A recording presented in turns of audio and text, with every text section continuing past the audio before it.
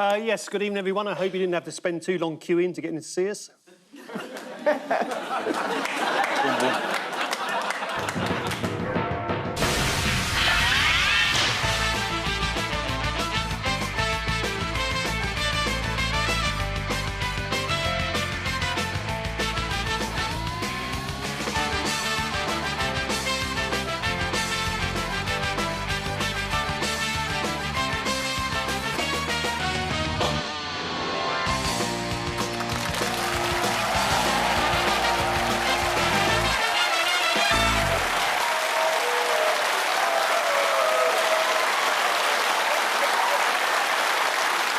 Hello, I'm Richard Ayoade and welcome to Have I Got News for You after a 2-week break. Anything big happened? Pulled a few strikes off.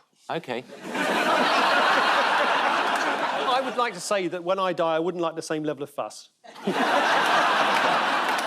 I understand your feelings, but really I wouldn't. I really wouldn't. I'd queue for minutes. Well, just to see it happen. Just to check you're dead. Yeah. Make sure. It's nice when your straight man turns on you.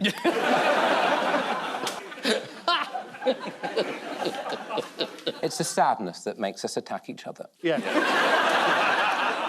Also in the news this week, with a new PM in number 10, Larry the Downing Street cat gets used to a stricter regime.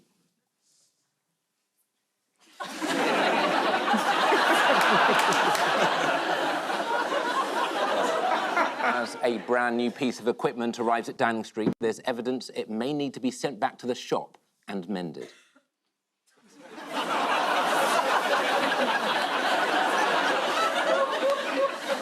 And more frustration for King Charles as he drops his fountain pen and it rolls under the sofa.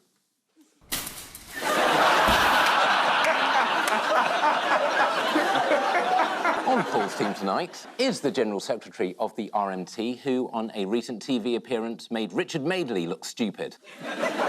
Well, I think you're going to have to work harder tonight. Please welcome Mick Lynch.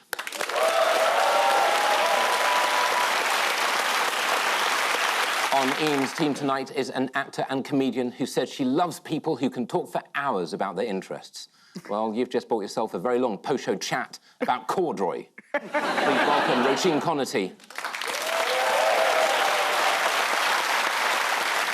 We begin with the bigger news stories of the week. Paul and Mick, have a look at this. Yes, there we are. That's the queues, the big queues that we had for a number of days. And there's David Beckham. Yeah, trying to fit in and look ordinary. Yeah, look ordinary. There's more people queuing up, and there's Holly Willoughby and Philip Schofield. She's wearing a mask because clearly she's allergic to Philip Schofield. I thought they should have had 2 coffins. You could have split the queue in half then.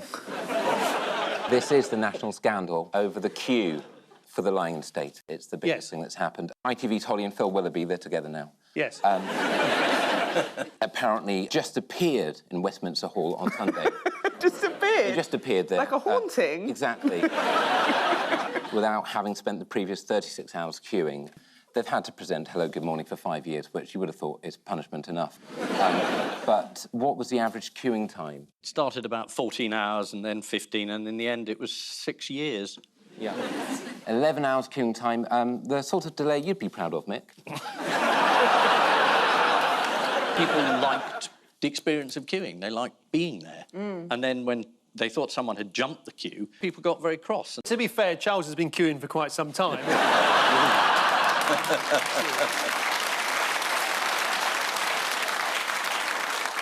The Mail brought to bear the full might of their crack investigative team and top graphic artists to produce the damning evidence. Right. Did that say walk? Yes, that's where they walked, Mick. Did they come out of the media area? Well, they're going to knock that media area through and put in a gym. Philly and Hollaby had gone through the... Philly and Hollaby? That's how they're calling themselves now. If they'd gone through the proper queue, it might have upped the numbers a bit, but they weren't actually record figures of attendance, were they? No, apparently they were slightly down. Why do you think there were fewer people for this? The internet. People have other things now. And the telly. You can watch it on the telly. Live feed, Yeah. ironically. Well, the other reason is that on previous... On previous occasions, people have travelled to London from all parts of the country, but it's much harder to travel these days, isn't it? I do feel sorry for them. It's wild. Holly's in bits. She's in absolute bits. They've insisted that they were filming a segment for their programme to give viewers who couldn't attend an idea of what it was like to queue jump. But Holly and Phil were accused of going there to make a piece and then just going in anyway. There's a huge petition. Yeah. People have signed it. Yeah. To, what, stop them jumping queues? To say, A, don't jump in queues, and B, the death penalty. Is there a queue to sign the petition? I tried to sign it, but this stinking pin didn't bloody work. I didn't understand a queue until I saw that footage. Yeah, exactly. so they've done their job. The diagram earlier. Oh, the diagram also helps. I mean, who ruined it for the minor celebrities, though? I'm not saying they're minor celebrities. David Beckham? Yes, David Beckham. David Beckham by queuing properly. Yes, 14 hours Bex was in the queue, David Beckham. And he wore a ceremonial Peaky Blinders hat. Yeah. It's not what you want tonight, Hood. Here's Hugh Edwards' thoroughly objective and unbiased reporting of the incident. There have been quite a few familiar faces in the queue for that lying in state at Westminster Hall. We did, of course, see a certain David Beckham there on Friday. He was widely praised for having queued for hours and hours, not jumping the queue because he's a superstar VIP. No, he was in the queue for many hours, and good for him. Did he grow that beard in the queue? Yes. The police apparently had to search everyone's bag in the queue, and some items were confiscated. Do you know what kind of things may have been confiscated? Marmalade sandwiches, mostly. Orbs. No orbs. No orbs. No orbs. According to one of those in the queue, a policeman revealed that while searching a woman's bag, he found in it a pleasantry. What do you keep in a pleasantry? You don't keep anything in it. The pleasantry is the thing. The pleasantry is a vibrator, Mick. It was a long queue and David Beckham was there. So, where did Joe Biden end up in the Abbey? Near the back, He was near the back. because he was late. Yeah, he came by car, didn't he, Mick? And he arrived in the Beast. Oh, yes. It's not another name for a vibrator. That's his car. And he refused to take the bus. Who was absolutely furious not to be invited? President Putin. I Yes. can't imagine why he wasn't invited. Yes. He'd hardly murdered anyone in Britain. It was a snub. It was. It was a snub. If we'd had it in Salisbury Cathedral, he'd have gone. I remember in the 80s they said, you know, if there was going to be a nuclear attack on this country, they would start showing episodes of Terry and June. Yeah, there was one on last night. That was the signal. And apparently Labour are going to sing the national anthem at the next party conference. What do you think that is, Mick? Well, they can't think of anything else to do, so they'll just do a song instead. Are they going to sing it as well as the red flag or instead of the red flag? Simultaneously. It's going to be they call it a mash-up. Liz Truss. Oh, yes. Oh, Yeah. yes. That'll lift the mood. Liz Truss. She made an impact, didn't she? Whoa, she made an impact on her first big public outing. Let's see how these eagle-eyed Australian TV presenters covered her arrival. Who's this? No, hard to identify. Maybe minor royals, members of the... I can't identify them at this Can't point. spot everyone, No. unfortunately. They look like they could well be local dignitaries. It's hard to see. We're looking at the backs of their heads mostly. But I think we are now getting to the pointy end, as they say, of the... I'm just told that was Liz Truss, the new Prime Minister, in the distance that you could see happening on that fire. Well, thank you very much. Impact. In case you missed it, this is the news that Her Majesty the Queen passed away and her funeral took place on Monday. On the day of the funeral, businesses closed their doors, supermarkets didn't open and bin collections were cancelled. And that, Mick Lynch, is how you shut down a country.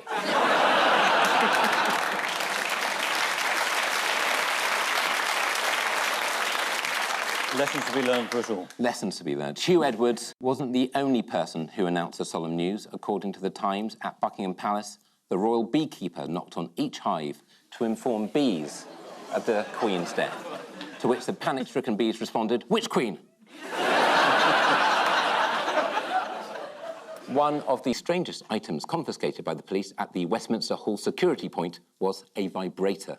A policeman removed the batteries and returned it, saying, "Here's your dildo back." As if Philip Schofield's day couldn't get any worse. Absolute shocker. The Labour Party have announced that at their party conference they will sing God Save the King after years of refusing to sing God Save the Queen. Wow, they really do have a problem with female leaders.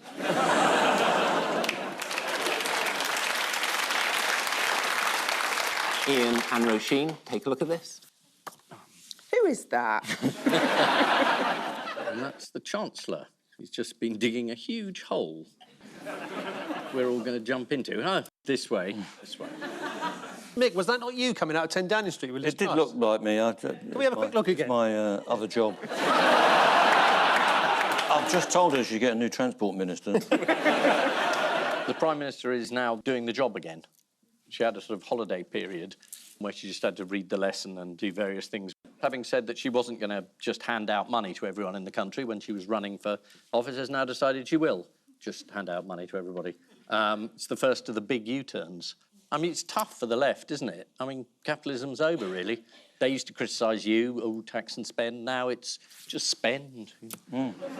No tax, cut tax. No, what would you like? More money? Everyone... 100 billion's been sent straight to the energy companies. Yeah. Directly. Well, they could just nationalise them for... Or tax them. About a tenth of the price. Or tax them, or sequestrate the product. Give us it all for nothing. That would lower inflation, wouldn't it? Well, that seems quite extreme. We were with you on the tax and the possible nationalisation, the wholesale theft of the actual resource. We weren't sure about. It's been stolen from us already. We're just taking it back. Of course. We're reclaiming it. Okay. Terrific. That was like the final showdown in Heat. This is the news we'd all forgotten. Liz Truss is Prime Minister. Conservative commentator Matthew Parris offered Truss some support. Writing in the Times this week, he said, "The Liz Truss era won't be a disaster, just a mess." You keep saying we want to be competitive. We've got to get rid of all restrictions. Like, we've got to keep it sexy. Come here, fracas. You know, shit on our beaches. It's an awful advert for a country to be like, we would take anything. We need to be competitive. And we'll deregulate, because it worked really well with the financial crisis in 2008. Yeah. Oh, no, it didn't. But what has Liz Truss said she's prepared for? She's prepared to be unpopular. Yes. Which is lucky. Yeah. Good preparation. Yes. Yes. This week, Truss told the BBC she was prepared for her policies to be unpopular with voters. I'm not sure giving people money and then giving them tax cuts and then cutting national insurance and essentially pursuing populist policies is particularly brave. Saying we're going to have to put taxes on to pay for this, that would be brave. That would be unpopular. But she's not doing that.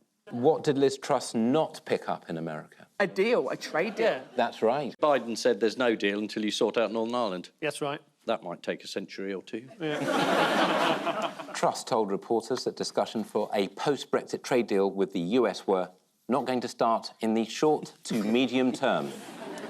So, one for the next Prime Minister, then. Mick, as a Brexit voter, you must be thrilled with the way things have gone. Well, I'm thrilled that the mandate of the people has been carried out at the end of the day, that they wanted to leave the European Union. That's what they voted for. Yes, you're right. But it's a union.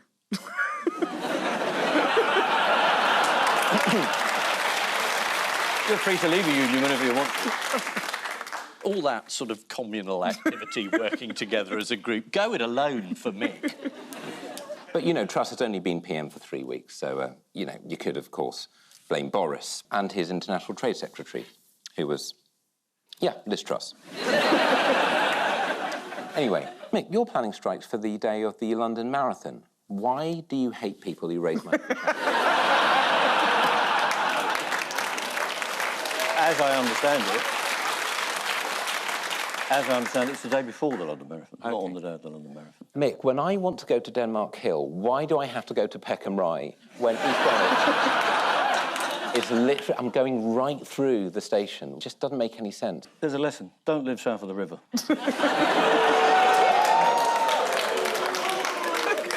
You've just started a war. There's some very affordable properties there at the moment. Is this what it's like for you, Mick? All people talk to you about the trains and all Yeah, that? everybody likes to talk about trains except me. When is a budget not a budget? When it's ajar. Oh, no, sorry, that's when it's a door, not a door, sorry. It's Liz Truss, and she's announcing a fiscal event. Yes, I'm sorry to hear that. Yeah. But they don't want to call it a budget. No. Because if you call it a budget, then it gets looked at properly Yeah. by the OBR, and then they might criticise it. Yeah. So we don't want that. And they're just going to give it to us like a drive-by budget. What is new Health Minister Therese Coffey planning to do? She's doing more than that. She's done it all. leading by example. She is leading by example. What are her specific plans at the moment? Theresa Coffey is getting rid of the Oxford comma. I mean, I love that from the Health Secretary. That's the real issue facing Britain today, is putting a third comma in a list of nouns. And it gets me pretty bloody cross, I'll be honest. I've never heard of the Oxford comma. Well, that's typical. Yes. That's typical of the comprehensive system in this country. Yeah, it's putting the second comma in a list of three. So if you said there are no doctors, no nurses and no cleaners, that would be a disgrace. Is there a Cambridge colon? Yes. She is planning 1 million volunteers for the NHS to get people who are unqualified and untrained to take on the job, like it's the cabinet. That's her big plan. Yeah. She wants to scrap a range of anti-obesity measures, which could include allowing buy one, get one free offers to continue, especially for peerages. It's awful. Well, I'm doing my best. This is Liz Truss's government finally getting to work. In contrast to Liz Truss, Joe Biden has said he's not a fan of trickle-down economics. Well, at his age, it's very hard to stop anything trickling down. Liz Truss has also had a meeting with President Macron of France. Here they are. I guess Macron's just trying to find the off button. The UK has been warned that when it comes to a trade deal with the US, we are at the back of the queue. Oh, no. Yeah, which is why the government has appointed Phil and Holly.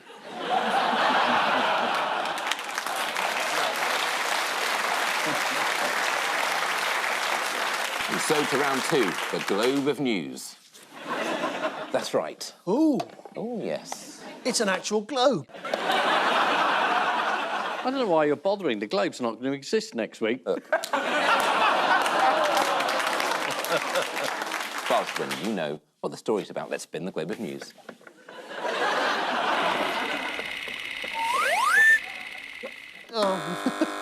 What's the point of that thing when you...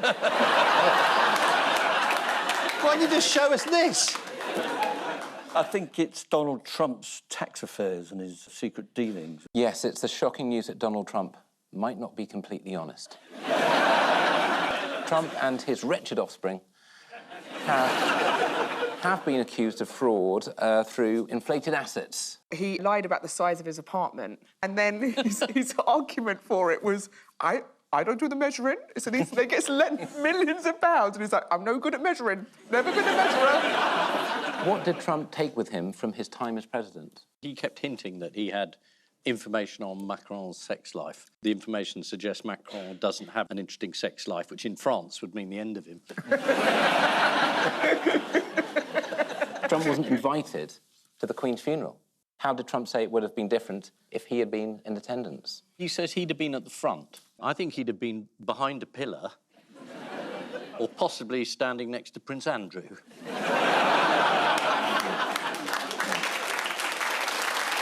The former president believed he'd have been given a much better seat than Joe Biden.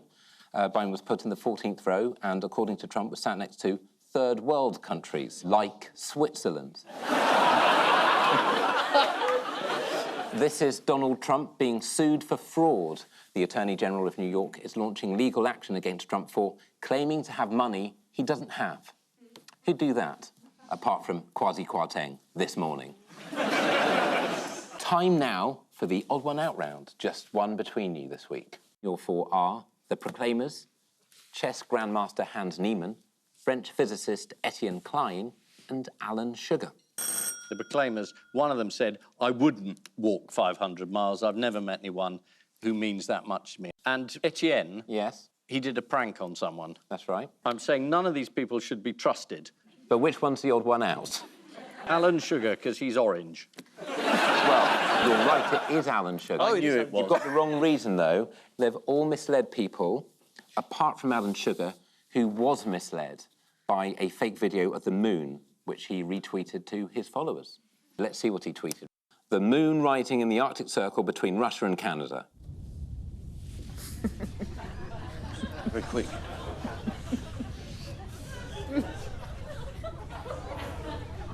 That's a bit of a worry.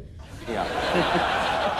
It's perhaps the most obviously fake video ever, apart from all that doctored footage from The Apprentice that makes it look like Lord Sugar can string a sentence together. And the proclaimers have been accused of misleading people, despite claiming they'd walked 500 miles. The Scottish duo told The Guardian the furthest distance they'd walked was probably about 15 miles. Chess grandmaster Hans Niemann was accused of cheating last week after he hammered the world #1 Magnus Carlsen with a suspiciously flawless performance. How is Niemann alleged to have cheated? Isn't it anal beads? That's right. What? He had beads that sort of communicated Morse code. What, Queen to Bishop 4? So that's why he's like that, all shook up, like, I hope it's not a big move. He was. Look at the focus on that man's face. This man has things in his bottom. That's right. Which tell him how to win. I think they were like computerised anal beads. Well, I wouldn't want something that was manually operated. Frank with you. Yes. So on a bit of string and someone just tapping it. Does anybody mind if I sit next to this curtain?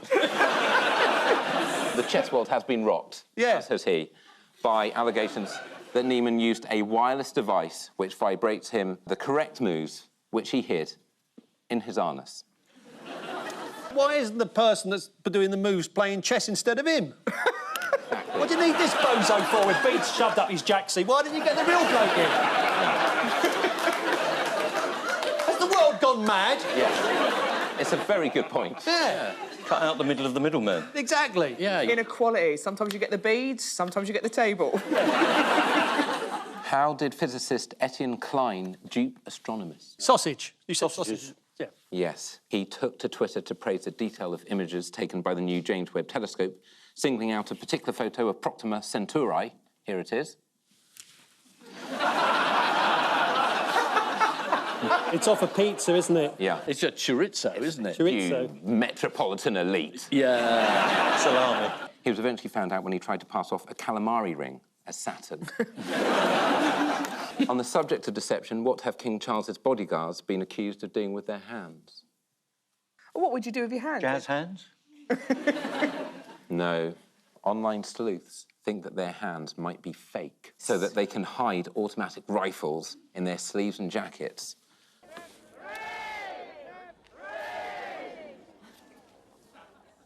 I'm sorry, what are we meant to be looking for? Is that a fake Do you hand? think that's a fake hand? I don't think it is. No, because it's not a fake hand. The most controversial fake arm since the one Prince Andrew definitely didn't put around Virginia Giffey. It's time now for the Missing Words round, which this week features as its guest publication, Fungi, the magazine for all amateur and professional mushroom lovers. I only read the spores pages. And we start with scientists dismiss idea that Loch Ness Monster, what? Is real. It's alive. Well, that's the same as real, isn't it? You're nicking my material now. And I was glad to get rid of it. The answer is Yeah. just a big frog. Like most internet stories about frogs, this comes from Reddit.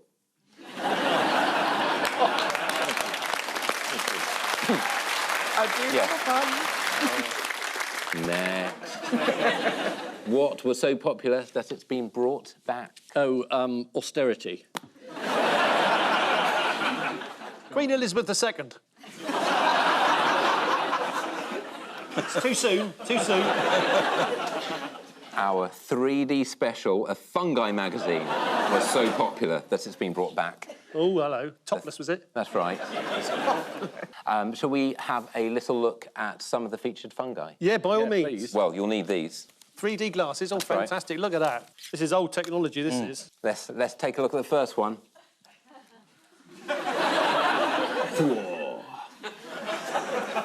Yeah, they work. And another one. Yeah, I've got the 3D effect. Oh, I can see Yeah. that. God, it's Coming coming up out good, the isn't eclipse. Yeah, this has been the highlight of my week, this has.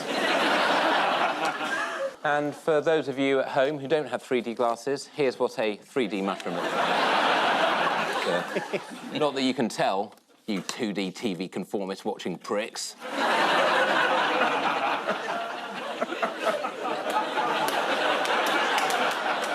A bit rough, isn't it? That was our audience. Yeah. Next, people with depression in Brussels are offered what to cheer them up? Brexit. Your star ticket. Anal beads. Might work. Yeah, you could be a guide to Brussels. You could shove it up your arse, turn left ear. The answer is people with depression in Brussels are offered a free tour of the sewers to cheer them up. Or if a trip to the Brussels sewers is too complicated, just go to a British beach. Next, evidence of extraterrestrial life found what? Winnie the Pooh. Evidence of extraterrestrial life found on a driveway in Oh, Gloucester. yeah, it was a meteor that's got water in it. Yes, that's right. It was very exciting for someone. Well, it's very exciting now, Ian. No, I'm incredibly excited. I mean, the idea that there's intelligent life somewhere. That was... Well, that's a kick in the teeth audience, isn't it? It's estimated that the water travelled from Jupiter and took more than 300,000 years to arrive. What do you think about that, Mick? Something to work up to. And finally, airline offers passengers free what mid-flight? Hang on, no, my anal beads are telling me something. Unless I'm very much mistaken, the answer's Newport Bagnall.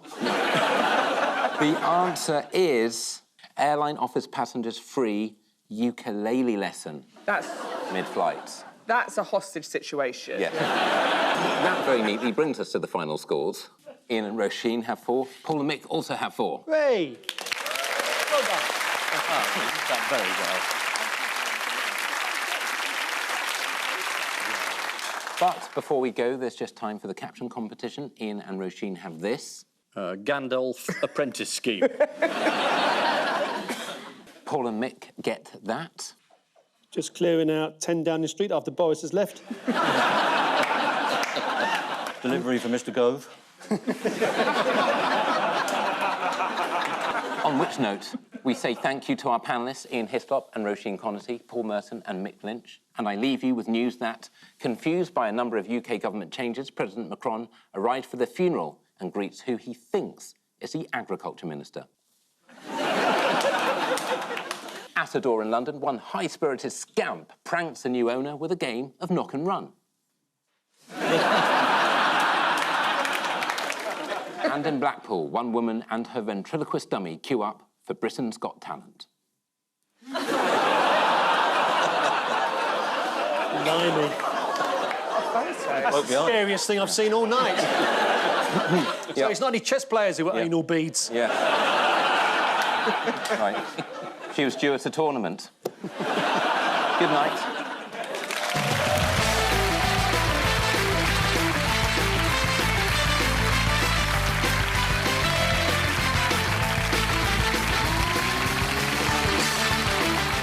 Daisy Mayer Cooper's brand new comedy, Am I Being Unreasonable, starts here on BBC One next.